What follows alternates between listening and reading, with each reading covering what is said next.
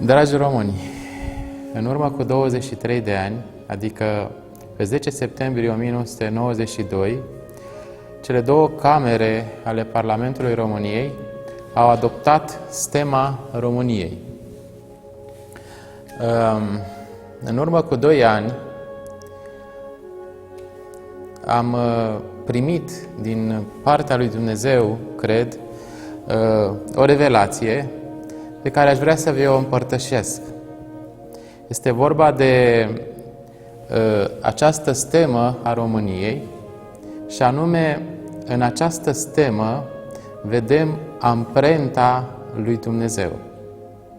Și chiar așa m-am gândit la denumirea acestui mesaj, subiectul acestui mesaj, amprenta lui Dumnezeu în stema României. Ce înseamnă lucrul acesta? Înseamnă că Dumnezeu vrea să vorbească în mod deosebit românilor. Mesajul Lui este din cuvântul lui Dumnezeu, care este Biblia. Mesajul lui Dumnezeu pentru români este în această stemă. Este amprenta lui Dumnezeu în stema României. Când Dumnezeu a vrut să facă ceva, și vedem lucrul acesta pe paginile Scripturii, El întotdeauna a anunțat ce avea să facă. În prorocul Ieremia, la capitolul 33, versetul 2, cuvântul Domnului spune așa: Așa vorbește Domnul, care face aceste lucruri, Domnul care le urzește și le înfăptuiește, El, al cărui nume este Domnul.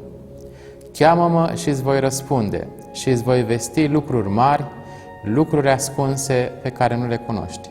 Dumnezeu ne cheamă și ne îndeamnă să Îl chemăm și să îi cerem să ne descopere voia Lui. Voia Lui care este descoperită în Cuvântul lui Dumnezeu.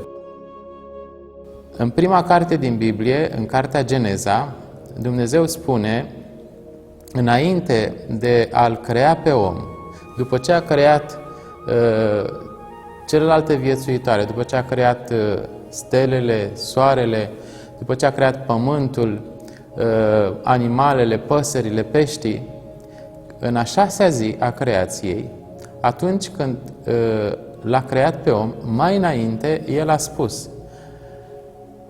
în Geneza, capitolul 1, versetul 26, Dumnezeu a zis să facem om după chipul și asemănarea noastră, El să stăpânească peste peștii mării, peste păsările cerului, peste vite, peste tot pământul și peste toate târătoarele care se mișcă pe pământ. Asta înseamnă că înainte de a face ceva, Dumnezeu a vestit, Dumnezeu a înștiințat, Dumnezeu a vorbit, Dumnezeu a proclamat. De asemenea, tot în cartea Geneza, după căderea primilor oameni în păcat, a lui Adam și Eva, Dumnezeu a anunțat venirea Fiului Său, venirea Mântuitorului. Și la capitolul 3, versetul 15 din cartea Geneza spune: Vrăjmășie voi pune între tine și femeie, între sămânța ta și sămânța ei. Aceasta îți va zdrobi capul și tu îi vei zdrobi călcâiul.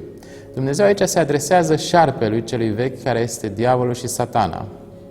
Și aici Dumnezeu anunță în auzul primilor oameni, și este scris pe paginile Scripturii, că Dumnezeu avea să trimită sămânța femeii.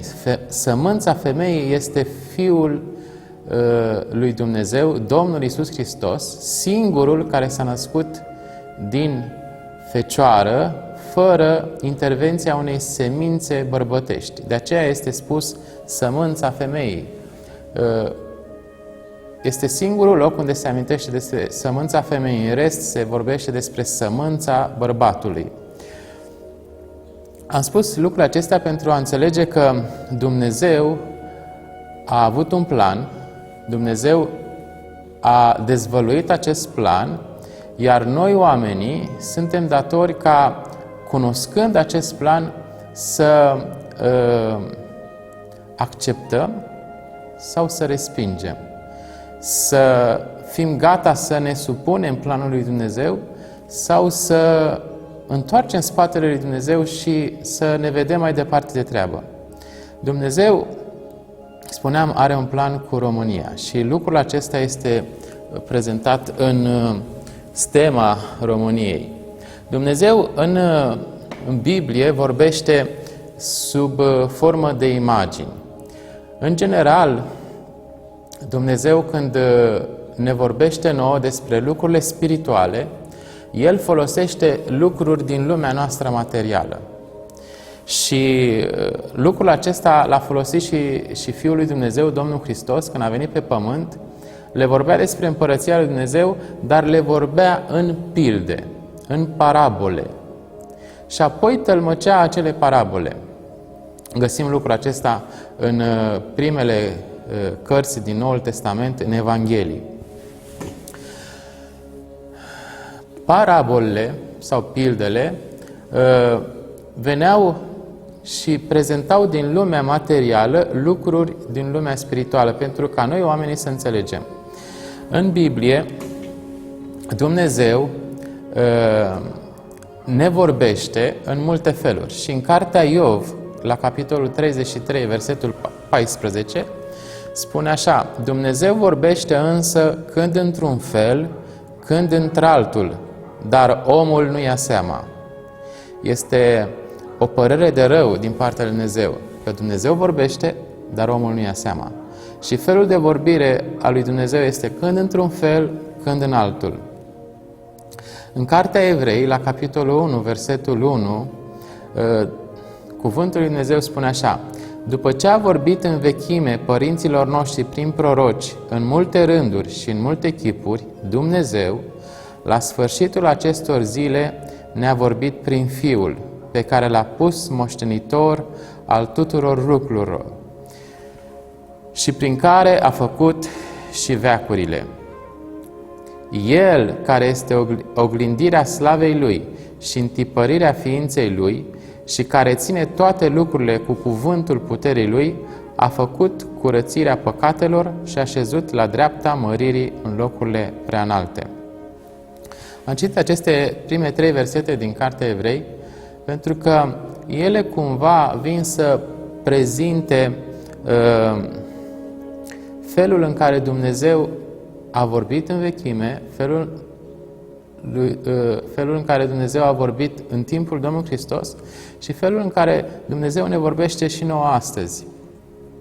Cel mai important lucru este să înțelegem că dacă vrem să-L cunoaștem pe Dumnezeu, trebuie să-L cunoaștem pe Fiul Său. Pentru că despre El se spune că, ne spune cuvântul lui Dumnezeu, că El este chipul Dumnezeului celui nevăzut. Și așa cum spune în Evrei, am citit, El este oglindirea slavei Lui și întipărirea ființei lui Dumnezeu. În stema României, vulturul este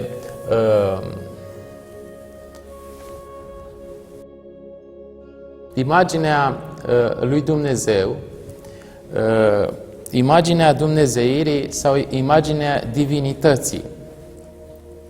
Găsim lucrul acesta în cartea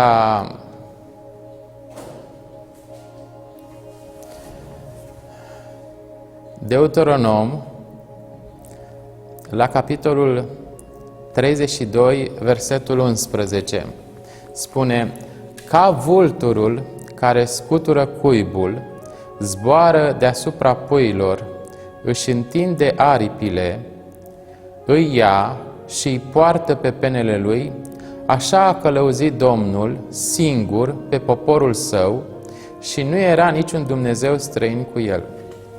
Aici Dumnezeu se compară pe sine cu un vultur.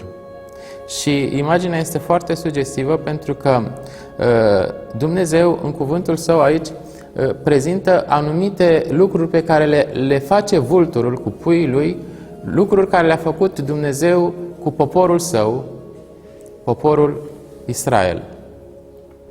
Spune ca vulturul care scutură cuibul. Vulturul este pasărea care își face cuiburi pe înălțimi, pe stânci, foarte, foarte sus. Și acolo cuibul este făcut din mărăcini, peste mărăcini sunt puse piei de animale și apoi puf. În acest cuib, vulturul își crește puii până la un moment dat, când puii trebuie să părăsească cuibul. Și vulturul, pentru că puii se simt bine în confortul lor de acolo din cuib și nu vor să părăsească cuibul, începe și smulge pieile de animale și rămân pe cuibul de spini și începe să scuture cuibul, pentru ca spinii să înțepe puii și să îi determine să iasă din cuib. Ba mai mult, spune că în momentul în care învață să zboare, vulturul dă drumul la pui și apoi vine pe sub ei, se creează niște curenți de aer pe aripile vulturului, care poartă puii și în felul acesta puii învață să zboare. La fel spune Dumnezeu, ca vulturul care scutură cuibul zboară deasupra puilor, își întinde aripile, îi ia și îi poartă pe penele lui, așa a călăuzit Domnul singur pe poporul său și nu era niciun Dumnezeu străin cu el. Dumnezeu se compară cu vulturul și vulturul este imaginea Dumnezeirii, imaginea divinității. Nu doar a divinității, ci ne spune în Isaia, capitolul 40, versetul 31, dar cei ce se încred în Domnul își înnoiesc puterea, ei zboară ca vulturii, aleargă și nu obosesc, umblă și nu ostenesc. Cei ce se încred în Domnul, copiii lui Dumnezeu, sunt comparați cu vulturul. Ca vulturul, ei zboară și nu ostenesc, umblă și nu obosesc. De asemenea, în Psalmul 103 este un cuvânt al lui Dumnezeu pentru cei credincioși. Psalmul 103, versetul 5 spune: El îți satură de bunătăți bătrânețea și te face să întinerești iarăși ca vulturul. Vulturul, pe la vârsta de 40 de ani, se retrage undeva pe stânci și acolo, singur, își smulge penele cu ciocul, după aceea își destâncă, își zdrobește ghearele și ciocul de asemenea și apoi stă acolo, așa, jumulit, singur jumulit și fără gheare, fără cioc, așteaptă să-i crească altele. Pentru că ghearele au fost încovoiate foarte mult, ciocul de asemenea foarte mult încovoiat, nu-l mai ajuta. Și atunci avea nevoie de cioc și de gheare noi, de pene noi, și după ce ele cresc, acolo Dumnezeu îl hrănește, vin gâze foarte mici și el, fără cioc, se hrănește cu acele gâze și supraviețuiește. Când vine de pe înălțimi, vulturul care biologic are o vârstă înaintată, când vine este tânăr. De aceea spune cuvântul lui Dumnezeu că cei care se încred în Domnul, cei care îl binecuvintează pe Domnul, întineresc iarăși ca vulturul. Vulturul este imaginea Dumnezeirii, este imaginea copiilor lui Dumnezeu, dar este și imaginea Fiului lui Dumnezeu, care am văzut că El este întipărirea ființei lui Dumnezeu, este oglindirea slavei lui Dumnezeu, întipărirea ființei Lui.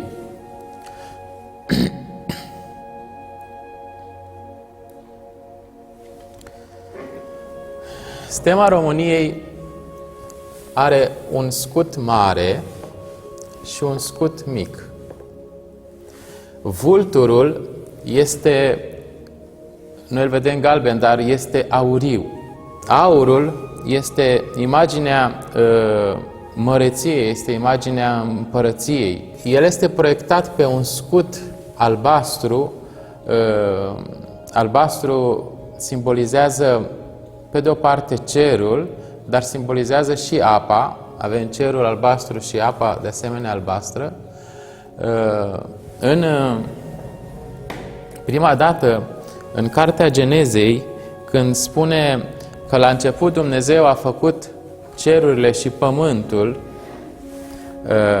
cuvântul în limba ebraică este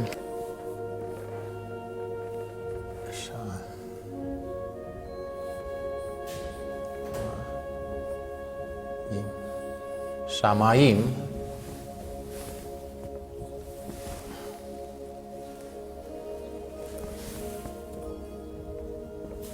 Shamaim înseamnă ceruri, dar în același cuvânt, Maim înseamnă ape. Deci, în cuvântul Shamaim, care înseamnă ceruri, găsim cuvântul Maim, care înseamnă ape. Albastru este imaginea cerurilor și imaginea apelor. Pe scutul acesta, care este proiectat pe pieptul vulturului, avem 4 cartiere, se numesc în termeni heraldici, și o inscripțiune sau o altoire. Așa a început revelația pe care am primit-o din partea lui Dumnezeu. Am fost în urmă cu 2 ani în vizită la cetatea Chindiei și acolo am cumpărat o stemă, o insignă. Și am cumpărat una pentru mine și una pentru un prieten. Și în momentul în care am dat prietenului insigna și el și-a pus-o în piept, am început să spun, uite, pe stemă sunt cele 4 evanghelii.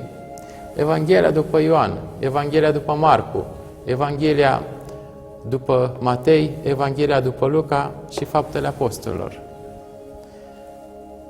De unde a venit această concluzie și totodată și această revelație? În cartea Apocalipsa, la capitolul 4, versetul 6, cuvântul lui Dumnezeu spune așa: în fața scaunului de domnie mai este un fel de mare de sticlă, asemenea cu cristalul. În mijlocul scaunului de domnie și împrejurul scaunului de domnie stau 4 făpturi vii, pline cu ochi pe dinainte și pe dinapoi. Cea dintâi făptură vie seamănă cu un leu, leul. A doua făptură seamănă cu un vițel, avem bourul, sau vițelul. A treia are fața unui om, aceasta ar corespunde, dar nu este fața unui om. Și o să vedem imediat de ce este așa. Și a patra seamănă cu un vultur care zboară, vulturul.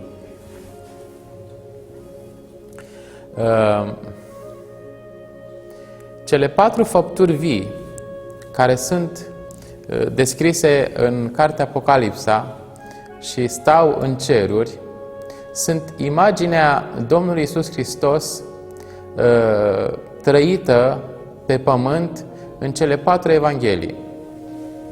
Cu alte cuvinte spus, Evanghelia după Matei, din cartierul acesta, îl reprezintă pe Domnul Hristos ca fiind Fiul lui Dumnezeu, Mesia, Împăratul Mesianic.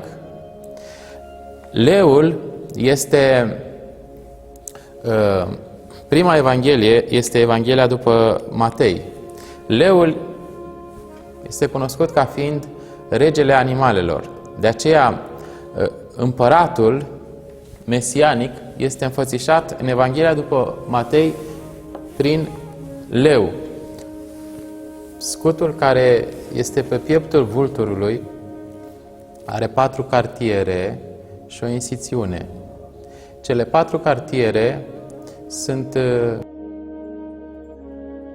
aici țara românească, Moldova, Oltenia și Banatul, Transilvania și Dobrogea. Am văzut în cartea Apocalipsa, capitolul 4, versetul 7, cele 4 făpturi vii aveau una chip de leu, un chip de vițel, un chip de om și un chip de vultur. Evanghelia după Matei îl prezintă pe Domnul Hristos ca fiind leul din seminția lui Iuda, împăratul mesianic. Așa cum leul reprezentat aici în acest cartier intră pe un pod de aur, podul de la Drobeta, tot așa în Evanghelia după Matei, la capitolul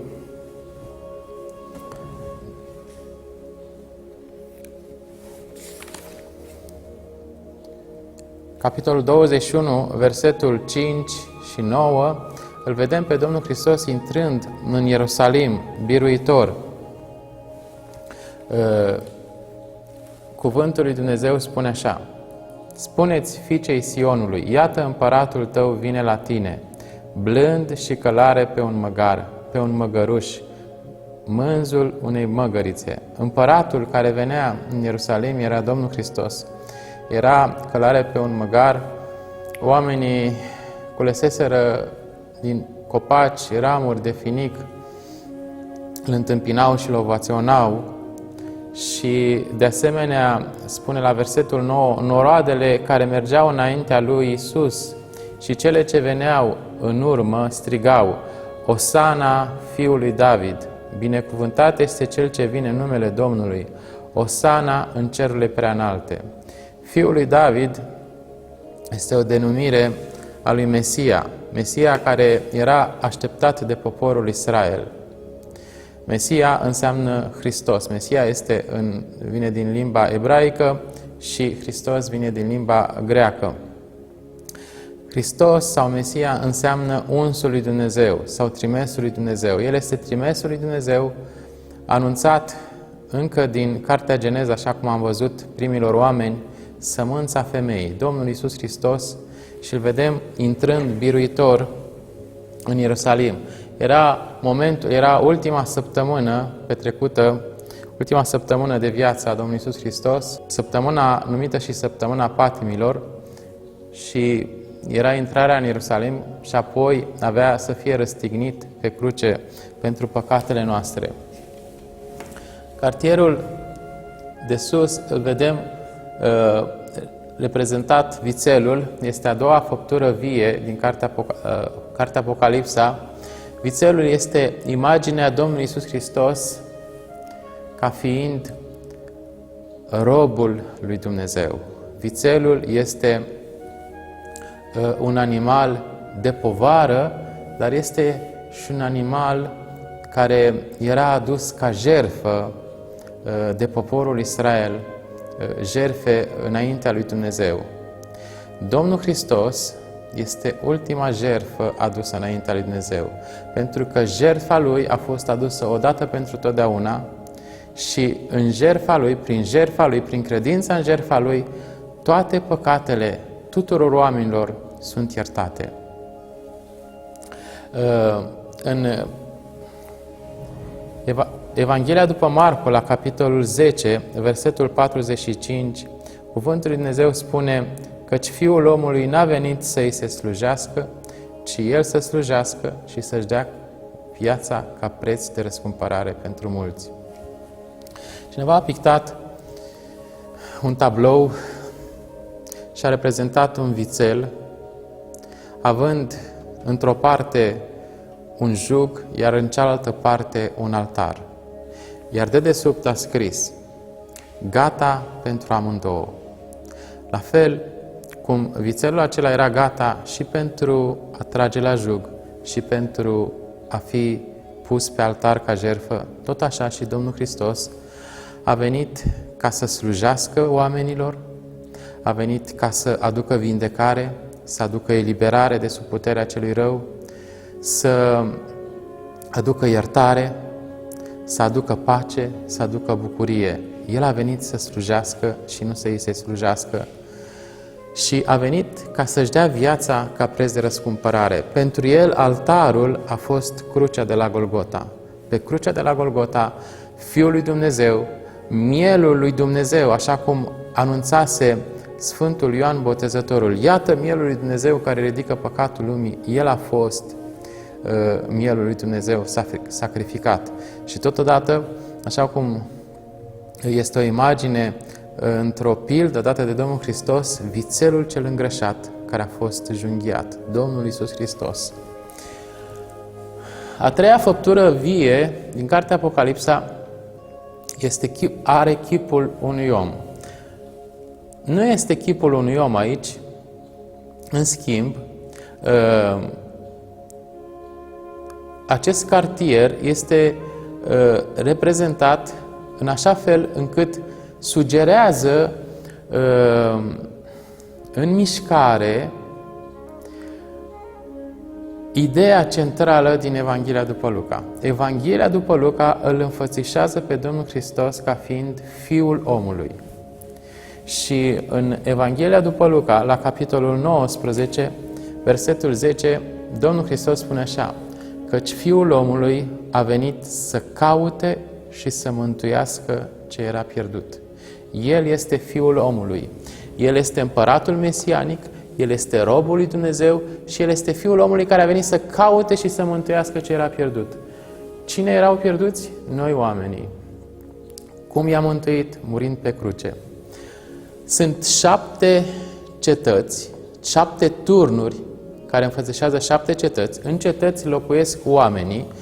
Turnurile acestea 7 sunt roșii. Dumnezeu a făcut pe primul om, pe Adam, i-a dat numele Adam și Adam, în ebraică,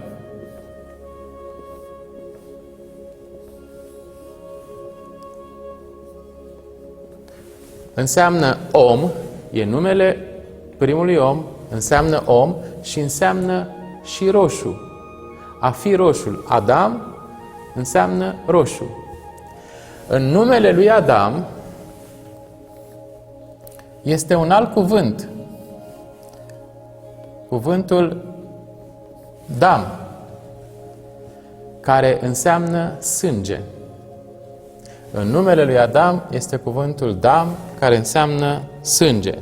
Roșul este culoarea sângelui, dar este și culoarea omului. Omul, Adam, este roșu. În acest cartier sunt reprezentate 7 turnuri de cetăți. În cetăți locuiesc oamenii.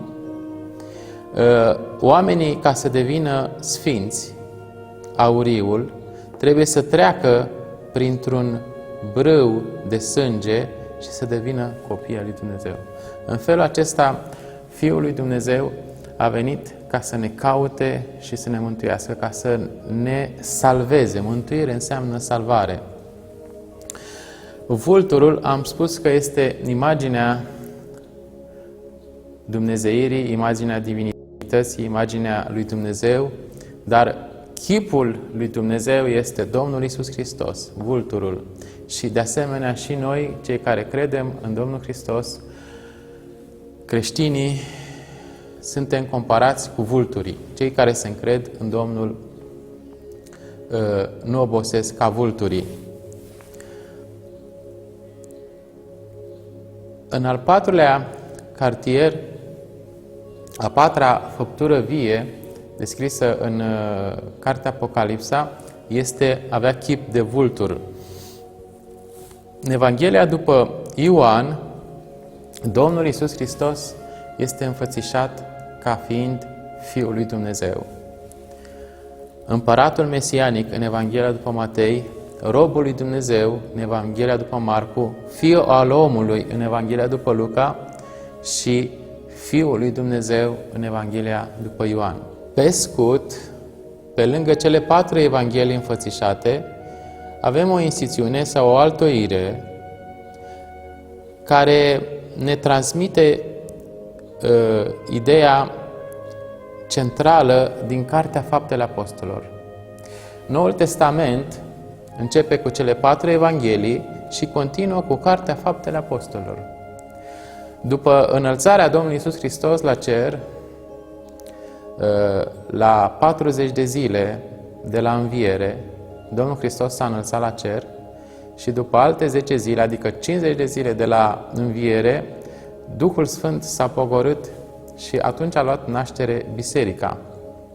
După aceea, înainte de a se înălța la cer, Domnul Hristos le spune ucenicilor, și găsim lucrul acesta în Cartea Faptele Apostolilor, la capitolul 1, versetul 8, Domnul Hristos le spune ucenicilor așa: ci voi veți primi o putere când se va pogorî Duhul Sfânt peste voi și veți fi martori în Ierusalim, în toată Iudeea, în Samaria și până la marginile pământului. Când Duhul Sfânt s-a pogorât peste credincioși, și găsim lucrul acesta în Cartea Faptele Apostolilor, la capitolul 2, ei au primit o putere pentru a fi martori, puterea Duhului Sfânt, prezența lui Dumnezeu în ei. Scopul a fost ca ei să plece, așa cum îi vedem pe acești 2 delfini plecând de la izvor, mergând spre mare.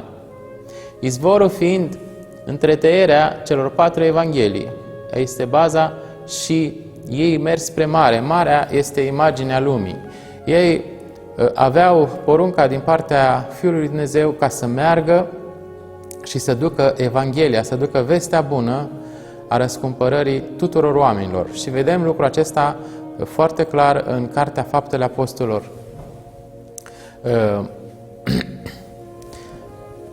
Peștii, cei 2, creștinii mergeau 2 câte 2 și vedem și lucrul acesta și în Evanghelii. Domnul Hristos a trimis ucenicii 2 câte 2. De asemenea, cuvântul lui Dumnezeu spune prin gura Domnului Hristos: unde sunt 2 sau 3 adunați pentru numele meu, sunt și eu prezent în mijlocul lor.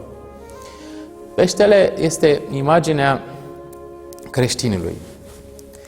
În primul secol, când creștinismul nu era o religie de stat, creștinii erau prigoniți. Găsim lucrul acesta în istoria creștinismului și când 2 creștini se întâlneau, 2 oameni se întâlneau și ei erau creștini, ca să se recunoască unul pe altul, aveau câteva semne. Semnul creștinilor era peștele, un semn de recunoaștere. În limba greacă, cuvântul pentru pește este ichthus.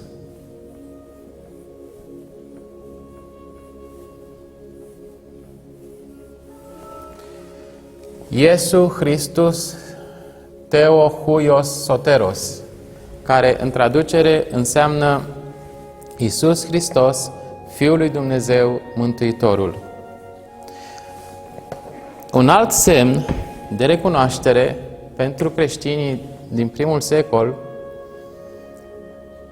era semnul crucii, care și el era însoțit de un mesaj. Semnul crucii avea mesajul următor: în numele Tatălui care este în ceruri, al Fiului care a venit pe pământ și al Sfântului Duh care mijlocește între cer și pământ. Amin. Acesta era semnul care îl făceau creștinii, un semn de recunoaștere, însoțit de un mesaj. Tatălui, în numele Tatălui care este în ceruri, al Fiului care a venit pe pământ și al Sfântului Duh care mijlocește între cer și pământ.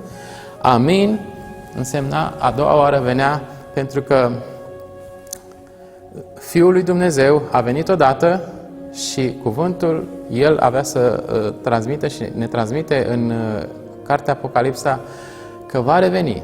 De aceea El care este Amin și tot în cartea Apocalipsa se numește Amin, un nume al Domnului Iisus Hristos este Amin, El va veni a doua oară pe pământ, așa cum a venit prima oară.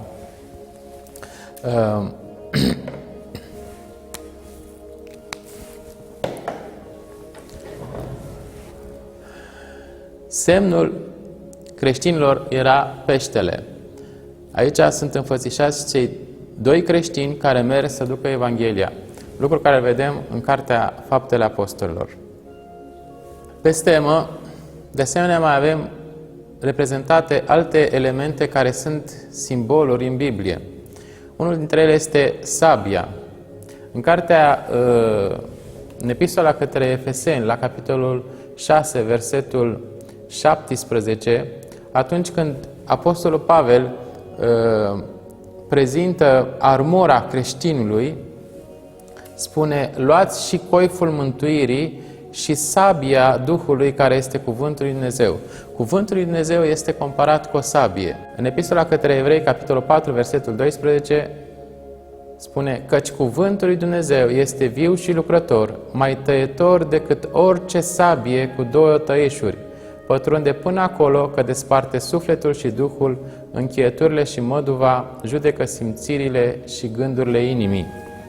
Cuvântul lui Dumnezeu este comparat cu o sabie cu două tăieșuri. Este această sabie tip spadă, cu două tăieșuri. Este logosul care pătrunde pe dinăuntru și desparte, și este rema, cuvântul lui Dumnezeu, care este proclamat. Este sabia Duhului. Și de asemenea, în epistola către Romani, la capitolul 5, versetul 17, Apostolul Pavel scrie: dacă deci prin greșeala unuia singur, moartea a domnit prin el singur, cu mult mai mult cei ce primesc în toată plinătatea harul și darul neprihănirii vor domni în viață prin acel unul singur care este Iisus Hristos. Suntem chemați ca să domnim prin Domnul Iisus Hristos. Crucea este de asemenea un element prezent în stema României și nu întâmplător ea este cel mai de sus element pe scut, pentru că este cea mai importantă. Pe cruce, Fiul lui Dumnezeu și-a dat viața pentru noi. Crucea înfățișează jertfa Domnului Iisus Hristos. Jertfa Domnului Iisus Hristos este pentru creștini, așa cum spune Domnul Iisus în Evanghelia după Ioan, la capitolul 6, căci trupul meu este cu adevărat o mâncare și sângele meu este cu adevărat o băutură.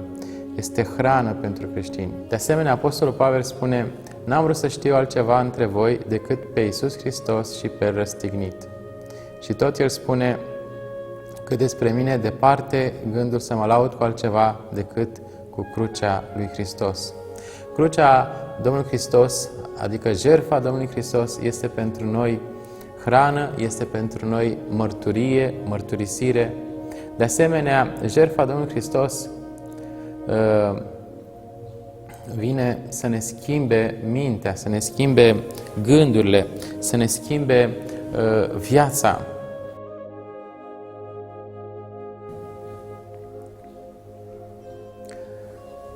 Apostolul Pavel, în epistola către Romani, la capitolul 12, versetul 2, spune că noi, cei credincioși, trebuie să ne transformăm, să ne metamorfozăm, este cuvântul din limba greacă, să ne prefacem prin înnoirea minții noastre. Cuvântul lui Dumnezeu vine și ne înnoiește mintea. De asemenea, vulturul cel mare de pe stema României este și el încărcat de simboluri. Într-o zi mi-am adus aminte de cuvintele Domnului Hristos, care sunt următoarele: cât despre voi, până și perii din cap, toți vă sunt numărați. Și pornind de la lucrul acesta, am început să număr penele vulturului. Și am început cu capul.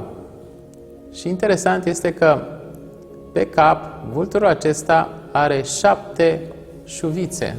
7 este un număr des întâlnit în Cuvântul lui Dumnezeu.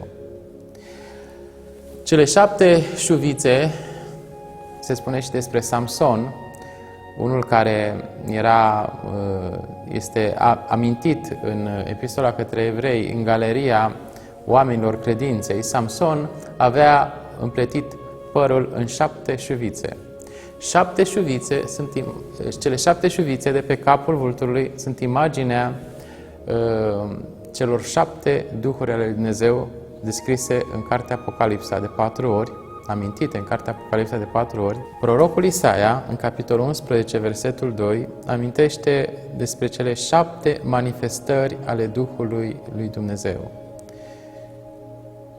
Cuvântul spune așa: Duhul Domnului se va odihni peste el, Duh de înțelepciune și de pricepere, Duh de sfat și de tărie, Duh de cunoștință și de frică de Domnul.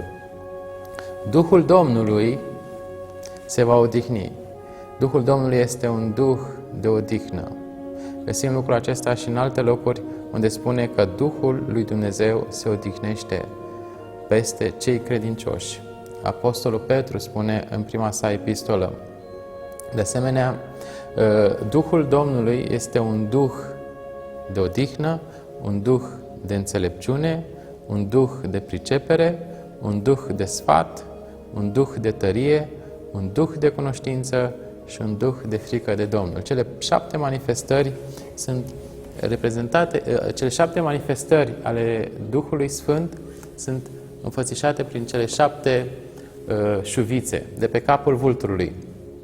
Duhul Domnului care s-a odihnit pe capul Domnului Hristos, peste ființa Lui. Domnul Hristos a fost plin de Duhul Sfânt. Duhul Sfânt, ne spune Evangheliile, că s-a pogorât la botezul lui Ioan Botezătorul. Atunci când Domnul Hristos a fost botezat de Ioan Botezătorul, Duhul lui Dumnezeu s-a pogorât peste Domnul Hristos și s-a oprit peste Domnul Hristos în chip de porumbel.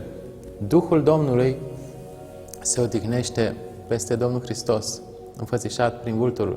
De asemenea, sunt 9 solzi pe gât. 9 solzi.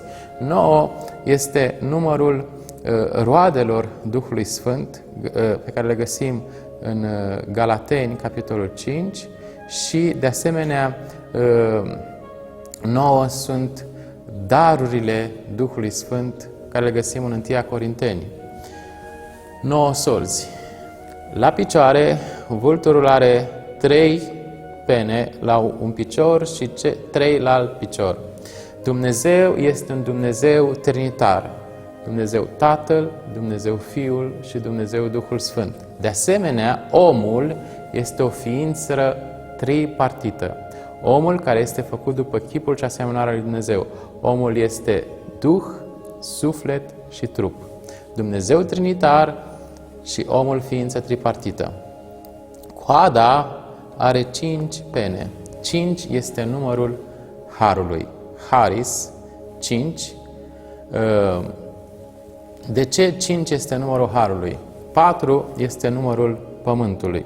Sunt 4 anotimpuri, 4 puncte cardinale, 4 temperamente, 4 grupe sanguine.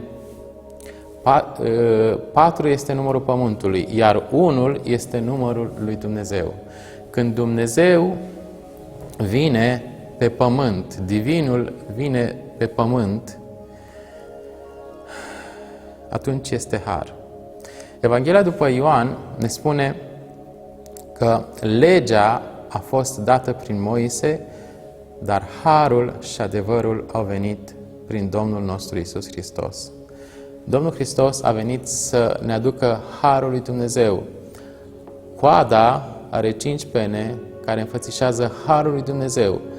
Coada dă direcția. Direcția creștinului este harul lui Dumnezeu. Prin har ați fost mântuiți, prin credință, și aceasta nu vine de la voi, ci este darul lui Dumnezeu, nu prin fapte, ca să nu se laude nimeni, spune Apostolul Pavel în Epistola către Efeseni, la capitolul 2.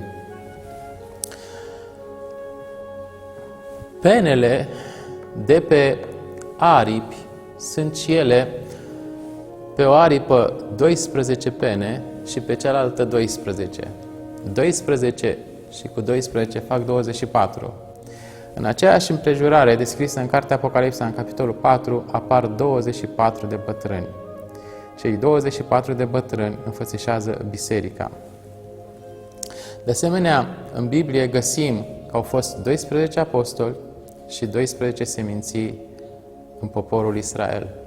Dacă adunăm elementele de pe centrul vulturului, adică 7 șuvițe cu 9 solzi, cu 5 pene din coadă și 3 cu 3 de la picioare, fac 7 plus 9 plus 6 plus 5, 27. 27 sunt numărul cărților din Noul Testament.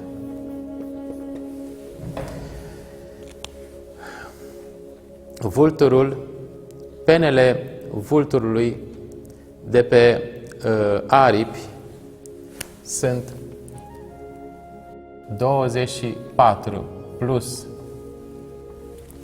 elementele principale, alte elemente principale din construcția vulturului sunt un cioc, un ochi și fruntea cu sprânceana, adică 3, plus 2 coaste arcuite care susțin aripile, plus 2 picioare împreună cu câte 4 gheare la fiecare, asta înseamnă 10. Înseamnă 39. 39 sunt numărul cărților din Vechiul Testament. 27 plus 39 fac 66. 66 de cărți sunt în toată Biblia. În felul acesta, vulturul înfățișează Cuvântul lui Dumnezeu, care este Biblia. Cuvântul lui Dumnezeu este Domnul Hristos. Evanghelia după Ioan îl prezintă pe Domnul Hristos, am văzut, ca Fiul al lui Dumnezeu. Și Evanghelia după Ioan, la capitolul 1, așa începe. La început era Cuvântul și Cuvântul era cu Dumnezeu și Cuvântul era Dumnezeu. De asemenea, la versetul 14 spune: și Cuvântul s-a făcut trup și a locuit printre noi, plin de har și de adevăr. Și noi am privit slava Lui, o slavă întocmai ca slava singurului născut din Tatăl.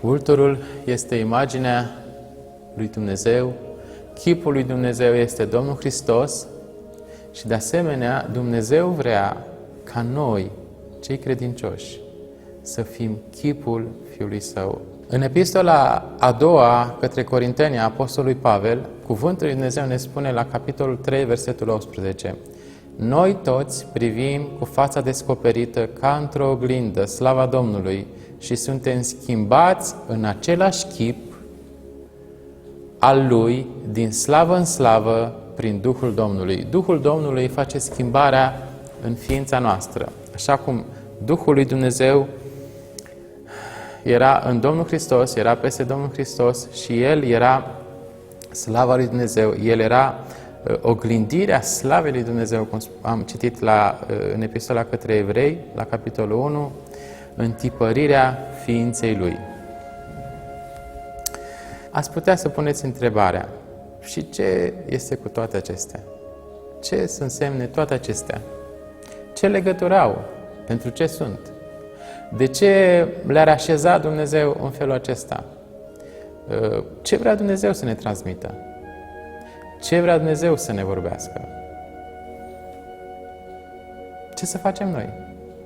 În Cartea Genezei, Dumnezeu vorbește lui Faraon printr-un vis. Nimeni nu reușește să îi tălmăcească visul decât Iosif, unul din cei 12 fii al lui Iacov, care avea mai târziu să poarte numele de Israel. Iosif era rob în Egipt și el îi tălmăcește visul. Și în Cartea Genezei, capitolul 41, versetul 25, el îi spune lui Faraon așa: Iosif i-a zis lui Faraon: ce a visat Faraon înseamnă un singur lucru. Dumnezeu a arătat mai dinainte lui Faraon ce are să facă. Așa cum lui Faraon îi arătase în vis ce avea să facă, urmau 7 ani de prosperitate și după aceea 7 ani de foamete, înfățișate prin 7 vaci, 7 vaci grase, 7 ani de prosperitate, 7 vaci slabe, 7 ani de foamete. Cele 7 vaci slabe aveau să înghită pe cele 7 vaci grase și să rămână la fel de slabe. Iosif avea să fie înălțat în poziția de prim-ministru al Egiptului și să ducă la împlinire planul lui Dumnezeu. Iosif, în Vechiul Testament, este o imagine a Domnului Iisus Hristos. Este un prototip al Domnului Iisus Hristos. Ce a visat Faraon înseamnă un singur lucru. Dumnezeu a arătat mai dinainte lui Faraon ce are să facă. Dumnezeu ne-a arătat mai dinainte nouă, prin stema României, ce vrea El să facem. El vrea ca noi, în primul rând, să credem în Fiul Său, să credem în jertfa Fiului Său și în felul acesta să ne naștem din nou. A venit un om la Domnul Hristos, numele lui era Nicodim, și Domnul Iisus i-a spus așa: Nicodime, trebuie să te naști din nou. Nicodim n-a înțeles despre ce naștere era vorba. Cum poate un om bătrân să intre a doua oară în pântecele Maicii sale să se nască? Nu, i-a spus, ce este născut din carne este carne, dar ce este născut din Duh este Duh. Nu te mira că ți-am spus că trebuie să vă nașteți din nou. Noi suntem un popor creștin, dar din păcate, mulți avem doar numele de creștini. Dumnezeu vrea să trăim o viață de creștini. Și o viață de creștini se poate trăi doar în Domnul Hristos. Începutul este nașterea din nou. Nașterea din apă și din Duh. Apa este imaginea Cuvântului lui Dumnezeu și Duhul este Duhul lui Dumnezeu. Sunt cele două elemente care fac pe un om să se nască din nou, să fie regenerat. După aceea, după regenerare, după nașterea din nou, Dumnezeu vrea ca noi să trăim în așa fel încât chipul Domnului Iisus Hristos să se vadă în noi. De ce românilor, în stema României, m-am uitat și la alte steme, de la alte state, nu am găsit abundența aceasta de elemente, de simboluri creștine în nicio altă stemă. De ce? Pentru că România este în planul lui Dumnezeu. Dumnezeu are un plan cu România și planul lui Dumnezeu cu România este ca românii să fie oameni lui Dumnezeu, să fie creștini cu adevărat, să fie copii ai lui Dumnezeu și ei să ducă mai departe la celelalte națiuni, în Europa. Și așa cum primii creștini aveau să meargă în toată lumea și să ducă vestea Evangheliei, tot așa și românii trebuie să ducă vestea Evangheliei. Vreau ca Dumnezeu să vă binecuvinteze urmărând acest mesaj. Vreau să cred că vor fi mulți români care vor da dreptate cuvântului lui Dumnezeu și vor accepta planul lui Dumnezeu în viața lor. Dumnezeu să vă binecuvinteze!